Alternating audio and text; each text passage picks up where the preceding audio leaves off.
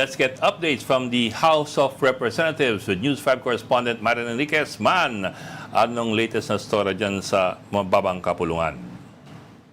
Yes, Bob, actually kanina nga kinumpirma natin doon sa ilang mga una nang naghain ng impeachment complaint laban kay Vice President Sara Duterte kung ano pang mga plano nila sa darating ng February 6, kasi hanggang February 5 na lang lamang maglalapse na yung one-year bar rule para maghain nga muli ng panibagong impeachment complaint laban kay VP Sara Duterte. Actually, sa isang panayam na nga sa totoo lang ng 1PH or True FM kay dating Senator Antonio Trillanes, sinabi raw niya na meron daw siyang information mula nga dito sa civil society groups at mula sa mga simbahan na dating naghain ng impeachment complaint na maghahain daw sila muli sa February 6 nga ng bagong impeachment laban kay VP Sara. And actually, trinay natin humingi nga ng confirmation mula doon sa grupong yun at may nakausap tayo at kinumpirma nga ayon doon sa source, yan daw. That's the plan, quote. Yun yung sinabi sa atin nung isa doon sa mga member nung grupong naghain na yon. Kung maalala po ninyo, tatlo yung grupong naghain. Tatlo yung unang naghain ng impeachment complaint laban kay VP Sara. Yung unang grupo, ito yung inendorso ng Akbayan Party List Representative noon na si Percy Sendanya. At nandun pa nga pinangunahan din ni ML Party List Representative Leila de Lima ngayon na spokesperson noong grupong yun, kasama sila Father Flavie Villanueva, yung mismong uncle ni Kian de los Santos, mga EJK victims. Ito yung unang grupo at may pangalawang grupo nga rin.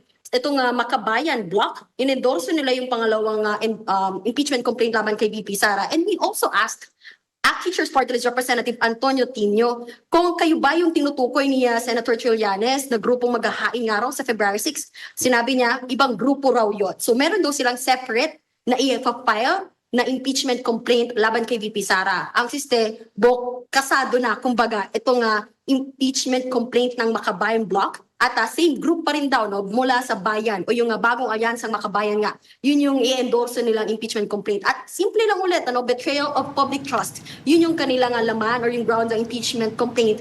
At madadagdagan daw ito noon ng testimonya nung dating manong aide ni VP Sara na si Madriaga. So yun daw yung additional, kumbaga, doon sa ilalatag nilang reklamo. At may nakausap din tayo mula naman sa kinatawan ng pangatlong grupo. Ito po yung ilang miyembro po ng mga lawyers mula doon sa Mindanao. And UPL po yan. Gayon din po mga members ng Simbahang Katoliko mula po yan sa Diocese of Novaliches. Meron po tayong nakausap na kinatawan mula doon at sinabi nila na they are seriously considering filing another complaint kay VP Sara come February 6 or onwards nga kung kailan po nila ito pagdedesisyonan. Pero yun yung mga nakausap natin mula doon sa tatlong grupo. Yeah. Pero Marian, alam mo, the filing of the complaint is the easy part. Kasi it's been done before already. Filing the complaint is the easy part. The hard part, I suppose, now is how to get it through given the new restrictions or the new requirements put in place, at least so far, by the Supreme Court na hindi pa na-overturn. So, actually, yun ang malaking tanong paano nila gagawin ito ngayon? Isa yan. Susundin ba nila yun? Kasi naka-MR pa Pangalawa, will they get the numbers? Kasi lumalapit na ng 2020 at alam mo ng Kongreso, ang Kongreso kung sinong medyo mabango-bango sa kanila kumakapit. Lalo pag lumalapit ng eleksyon. Bob, tama nga yung tanong ninyo. Hinihintay kasi ngayon ng Kamara itong sagot o yung desisyon ng Korte Suprema, motion for reconsideration nga, para nga doon sa una ng desisyon ng Korte Suprema declaring unconstitutional itong impeachment laban kay VP Sara. Ayon kay Teachers Party List Representative Antonio Tino, maghahain po sila ng motion dito sa Korte Suprema para nga himukin, i-urge po sila na i-resolve na, desisyonan na po sana etong ang MR na inihain para nga before February 5, mas maigi raw sana na ituloy na lang yung trial kaysa nga mag-brief file pa. Pero ayon naman kay Justice, isa sa member ng Justice Committee na si Bicol Saro Party Representative Terry Ridon, yun din doon nakasalalay kung magkakaroon ba ng desisyon yung Korte Suprema, doon nakabatay para mag-file, kumbaga gagawa sila ng bagong guidelines, ng bagong rules tungkol nga po sa impeachment dito sa Kamara. Pero yun ang general agreement na they are going to follow the new rules set by the Supreme Court. Kasi may mga nagki-criticize that it's actually against the Constitution. Wala naman yung mga restrictions na yun sa Constitution. At yung iba sabi, hanggat hindi daw final yung ruling, the old rules should apply. ano ba yung sentimento sa House? They are going to follow the Supreme Court. Tama ka dyan, Ami, no? Ayun nga, kay Ridon, no, member din ng Justice and Public Accounts Committee, sinasabi nila na hinihintay na lang nila talaga kung i-uphold niya or yun nga, hindi na papaguhin ng Korte Suprema itong kanilang naging desisyon pag nag-lapse na itong February 5, the one-year bar rule. Kasi kapag wala pa rin silang desisyon, eh talagang kailangan na nila mag-convene, magpupulong na ngayon yung Committee on Justice para balangkasin at bumuo nga ng guidelines or yung rules na tutunod doon sa Supreme Court. Okay, so they're gonna wait for a decision on the MR. Pero Marian, balikin ko lang yung second question ni Ed. How confident, so sa mga, yung mga nakausap mo, how confident are they that they can get the number still this time around?